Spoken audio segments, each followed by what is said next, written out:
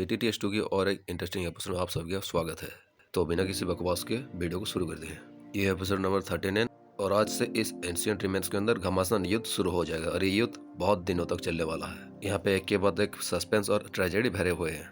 Last episode में हमने देखा था जो एम्परर था उसका गार्डियन सब लोग वहाँ से स्टोन कार्विंग्स में से उठ चुके थे और वहाँ पे उन लोगों के फाइट करने के लिए आगे बढ़ने वाले थे। जब वो एम्परर था, वो बीच वाला बंदा व्हाइट कलर का, वो बोलता है कि चलो ये लोग हमारा जो फॉर्मेशन है इनको तोड़ दिए हैं, इनको सबको वाइट करो, किसी को बिना मर्सी के सबको मार डालो।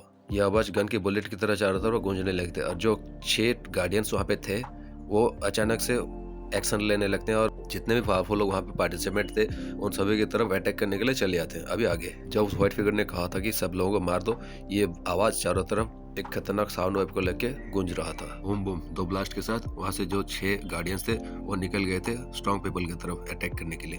उनके साथ लाइट के बीम सैकड़ों मीटर का लंबा लंबा घिसता हुआ चला जाता है। अभी देखने से हवा भी थोड़ा सा सेक हो गया था और उसमें एक बहुत ज्यादा पावरफुल किलिंग इंटेंट को हम फेल कर सकते हैं। यहाँ पे जितने भी लोग थे सब लोग अलर्ट मोड में आ गए क्योंकि वो लोग मेन हॉल के अंदर पूरा फाइनल स्टेप तक पहुंच ही गए हैं, तो उनको इसको सॉल्व करना ही पड़ेगा। इन 6 गार्डियंस को हराना ही पड़ेगा, नहीं तो यहाँ पे आने का कोई फायदा ही नहीं है। जब ये पूरी तरह से इन सबको खत्म कर देंगे तभी इनको मौका मिलेगा कि वो इमोर्टल लेवल का फाइटिंग स्किल और बाकी के ट्रेजर्स को हाथ लगा सकते हैं। लेकिन बात ये नहीं है, बात जो है ये सब के सब एक 3 स्टार डूड के पीक लेवल पे है और ये सब अभी एक पपेट के रूप में बदल चुके हैं। मे भी उनके भीतर थोड़ा सा स्पिरिचुअल इम्प्रिंट रहेगा लेकिन वो भी बहुत ही कम है। और अभी जो सभी ह्यूमनॉइड पपेट हैं एक किलिंग मशीन की तरह बन चुके हैं। जब उन 7 फिगर्स ने एक अटैक वहाँ पे लॉन्च कर दिया था, वहाँ पे बहुत ही बड़ा लाइट का एक दीवार बन चुकी थी और वो धीरे धीरे उन सभी पार्टिसिपेंट की तरफ चलने लगती है। इस दीवार से बहुत ज्यादा टेरिफाइंग लेवल ऑफ फाइटिंग चीज और किलिंग इंटेंट को हम फील कर सकते हैं। चारों तरफ जितने भी लोग खड़े होते हैं अपना अपना दुची को बाहर निकालते हैं। देखते ही देखते एक के बाद एक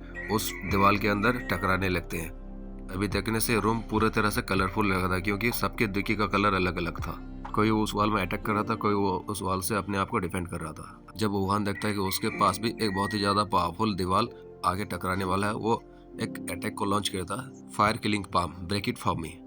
अभी यहाँ पे हम चारों तरफ ब्रस्ट साउंड सुन सकते हैं। जितने भी लोग उससे टकरा रहे थे धीरे धीरे वो भी लाइट का जो लाइन रहता है, जो दीवार रहता है, वो भी धीरे धीरे कमजोर होने लगा था। जब ये टेरिफाइंग सोनिक अटैक जो उन 7 फिगर्स का था अपने आखिरी अटैक को रिसीव करता है ओहुआन के द्वारा, जो कि मार्शल आर्ट्स का अटैक था, वहाँ पे एक ब्रस्ट साउंड का छोटा सा ब्लास्ट होता है और वो धीरे धीरे सेटर होने लगता है वो लाइन। जब ये सेटर हो रहा होता है वहाँ पे छोटा सा ब्लास्ट होता है। इसके लिए जो ओहुआन रहता है अपने आप को अपने दुची से कवर कर लेता है। टेरिफाइंग सोनिक अटैक और जो फाइटिंग स्पीड था अभी पूरी तरह से खत्म हो चुका था उन 7 फिगर्स का। अभी इस हॉल के अंदर सभी लोग ये सोचने लगता है कि अभी वो सब एक लाइन में ग्रासहोपर की तरह बन चुके हैं जो कि पहले उस फॉर्मेशन के अंदर फंस चुके थे।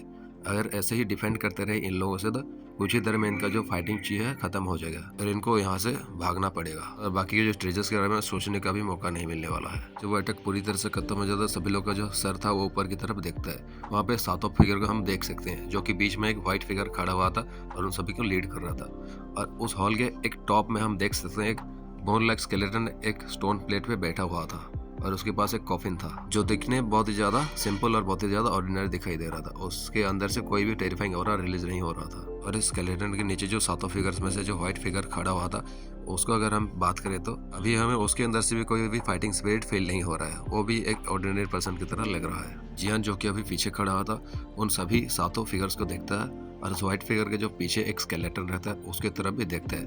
जियान उसके तरफ बहुत ही ज्यादा रेस्पेक्ट के साथ देख रहा था क्योंकि वही शायद इस जगह का एम्परर होगा। अभी जो व्हाइट फिगर रहता है उसके अंदर जो 6 फिगर्स रहते हैं वो एक शेप में खड़े हुए थे और ऐसा लगता है कि वो वेट कर रहे हैं कि उनका जो जनरल है उनको कुछ ऑर्डर देगा और उनकी आंखों में हम पूरी की पूरी किलिंग इंटेंट को फील कर सकते हैं। हॉल में जितने भी लोग थे ये सब उन्होंने फील कर लिया था कि ये सब क्या सोच रहे हैं अभी सामने वाले बंदे लोग।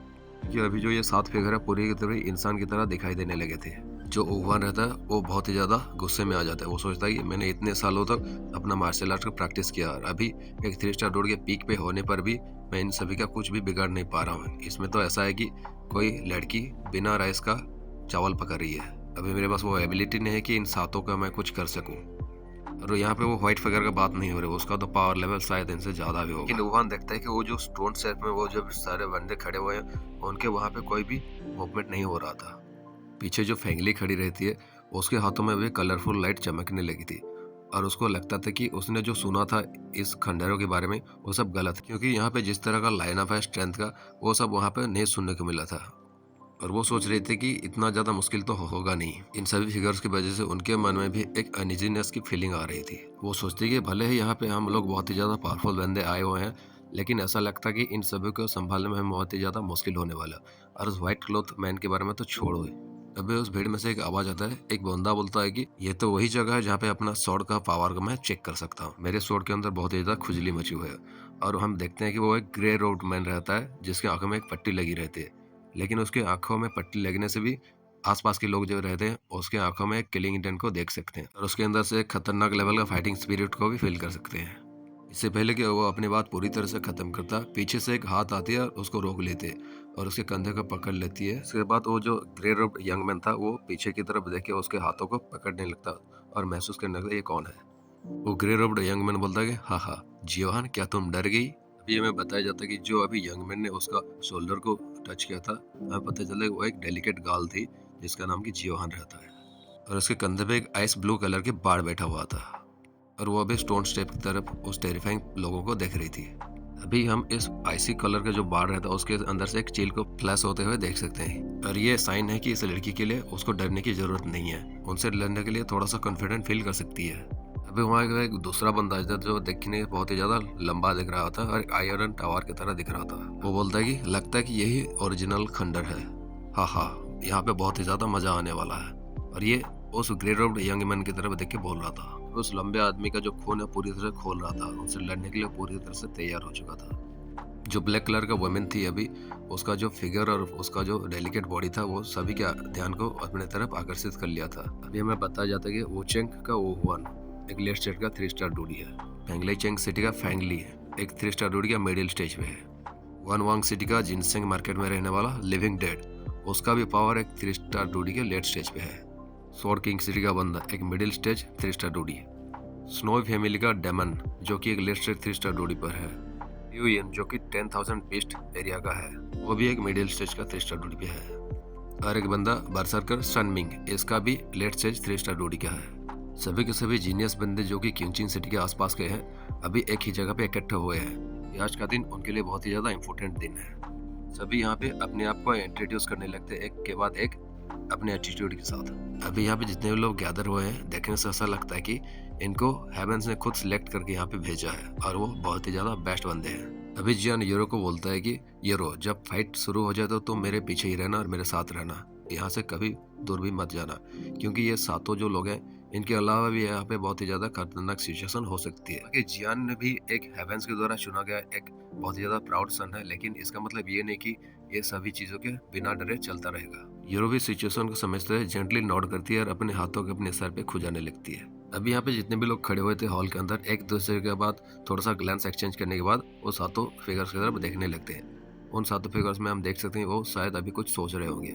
अभी आवाज गूंजता है कि चलो यही बात है तो हम यहाँ पे फाइट कर ही लेते हैं। और यहाँ पे जो बाकी के बचे कुछ अल्केमिस्ट एसोसिएशन के लोग रहते हैं और कुछ अलग तरह के फ्रैक्शंस और सेक्ट से आए हुए थे पावरफुल लोग, वो भी यहाँ पे शाउट करके उस तरफ अटैक करने के लिए चले जाते हैं।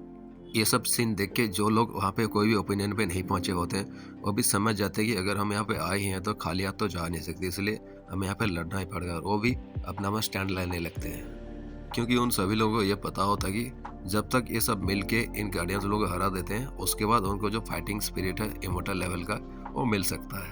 अब यहाँ पे जो 7 जीनियस लोग रहते हैं हेवेंस फेवर्ड, वो भी एक दूसरे की तरफ एक एक ग्लांस एक्सचेंज करने लगते हैं क्योंकि वो सभी एक दूसरे से परिचित हैं। बिना किसी परेशानी के जो उहवान रहता है वो उस टीम को लीड करने लगता है और आप वो अटैक करने के लिए चले जाते हैं। सभी की आवाज आते ही मामला अगर यहीं तक पहुंच चुका है तो चलो हम लोग भी फाइट कर लेते हैं।